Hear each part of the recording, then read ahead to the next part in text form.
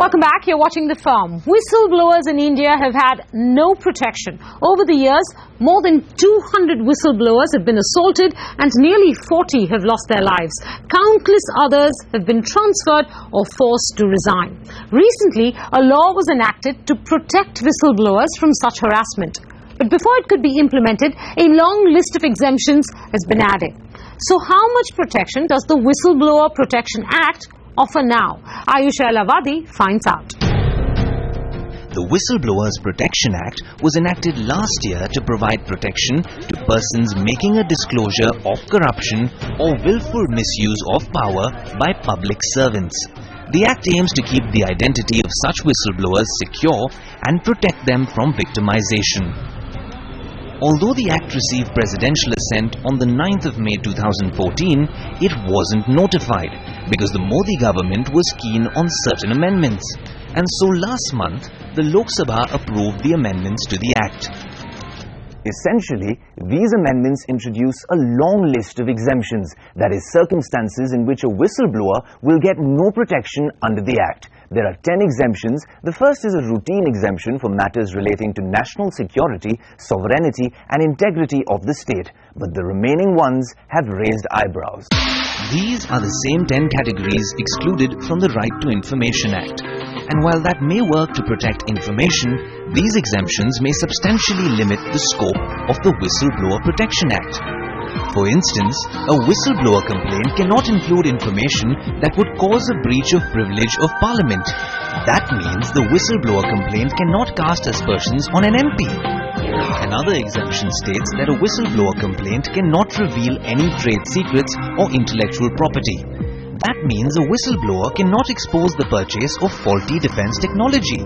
Yet another exemption says no complaint should disclose cabinet papers or interministerial communication or even deliberations among secretaries, thereby killing any chance of blowing the whistle on a future 2G scam or coal scam. The exemptions also cover information that would impede an ongoing investigation, information received in confidence from a foreign government, and personal information.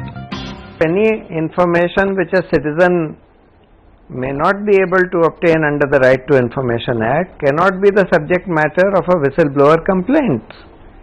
Moreover, the designated authority would also have to first seek the permission of the Information Commission as to whether this information is of a kind which can be revealed under the Right to Information Act. Therefore, this cripples the whole Act. I don't think that the law should be interpreted in a manner where you say that there is a total prohibition against all these exceptions which are picked out from Section 8 of the RTI Act being the subject matter of disclosures. There is no total ban. There is only a calculated ban if the secret which is disclosed is something which will have repercussions on the sovereignty of India, integrity of India, and so on. Another important amendment is that a whistleblower is no longer protected from prosecution under the Official Secrets Act. Besides spying and selling state secrets, the Official Secrets Act also bars possession of government documents and sharing of government-related information. Earlier, a whistleblower could make a public interest disclosure despite anything contained in the Official Secrets Act. That provision has now been deleted. So what will happen now is, even if some whistleblower gathers the courage to make a complaint, he is open to be prosecuted by government under Official Secrets Act. And that is another major discouraging factor for all potential whistleblowers. Who would want to risk their lives? Who would want to risk their careers by making a whistleblower complaint and then putting themselves up open for prosecution under Official Secrets Act? I don't think that is what was intended. An officer of the government sells official secrets. Purchase of let us take a helicopter. He says that this is a price which the government is prepared to pay, but if you demand a higher price you will get it, or this is armaments to be fitted in it, and I am telling you in advance so that you may be prepared to bid for it. I mean, these are all kept as top secrets. Now, if somebody is selling those secrets, and committing a crime under the Official Secrets Act, the whistleblower will not be committing a further crime to bring this crime to the notice of the competent authority.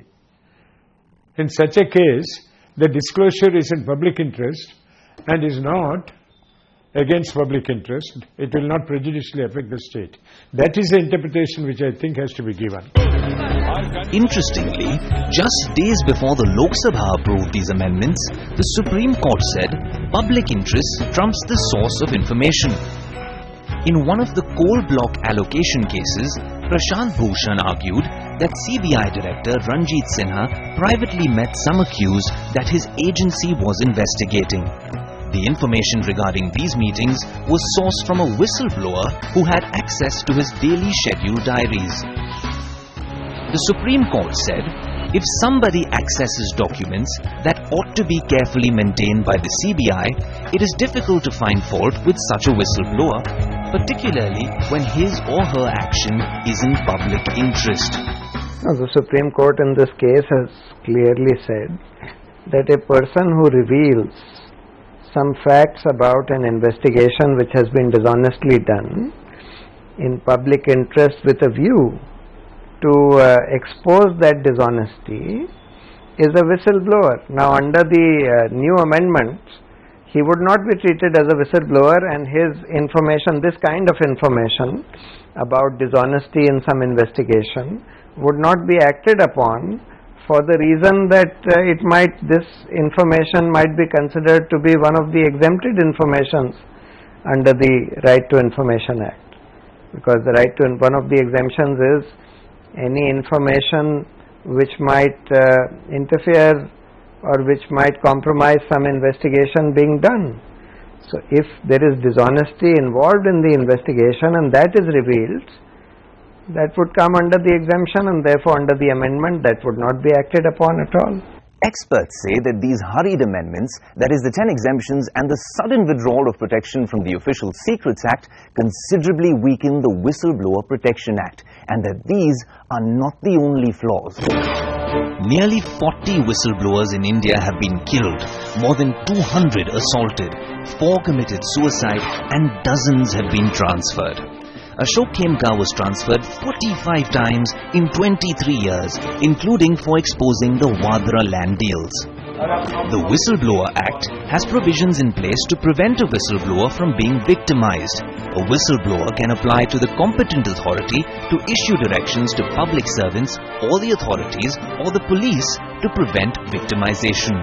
But the bill's fine print is ambiguous on what really amounts to victimization.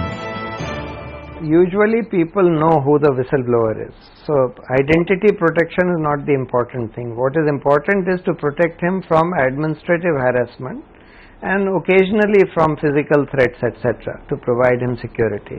But by and large, whistleblowers are subjected to administrative victimization by way of suspensions, disciplinary proceedings, transfers, etc. And therefore, and unfortunately, the CVC has not understood that its job to protect the whistleblower is also from administrative harassment. Therefore, this should have been very clearly defined in the Act, that victimization includes administrative harassment by way of suspensions, postings, transfers, etc., or spoiling ACRs, and that the CVC should be empowered to protect whistleblowers from such victimization as well. I would proceed on the basis that the courts could well interpret it, and authorities also could interpret this phrase victimization, which would mean that acting against a person contrary to whatever the rules or the laws would entitle him to as a protection. Therefore, if you act, for example, he is entitled to a promotion, you withhold his promotion, and you find that a complaint is pending against an officer who is supposed to be the promoting authority, you would presume that the withholding of promotion by that person is really a matter of victimization. For it depends upon a fact situation, and I don't think that the failure to define victimization would affect at all the operation of the law. Unlike South Africa's Protected Disclosures Act, the Whistleblower Law in India does not provide for a whistleblower to publicize the wrongdoing through the media as a last resort when authorities fail to take adequate action on a complaint. But the Supreme Court has made an interesting observation in the case of Indirect Tax Practitioners Association. Whistleblowers may make their allegations internally, for example, to other people within the accused organizations, or externally to regulators, law enforcement agencies, to the media, or to groups concerned with the issues. Now, this is a principle that Supreme Court has recognized in both those cases. In the Indirect Tax Practitioners Association, they upheld the blowing of the whistle to the media. In the other case of Manoj Kumar Mishra, they actually said that blowing the whistle to the media was not really appropriate because the district administration in that case had already started taking action. And therefore, there could not have been any necessity of going to the media unless that action was found to be inadequate. So, in both cases, the Supreme Court has recognized the possibility of blowing the whistle to the media if all other options fail. Now, ideally, the amendments don't permit blowing the whistle to the media, and that is a huge cause for concern. During deliberations and debates surrounding this law, several MPs and activists called for the Whistleblower Act to cover the private sector as well, as is the case in countries like the UK, Norway and South Africa. But successive governments have decided against such a move.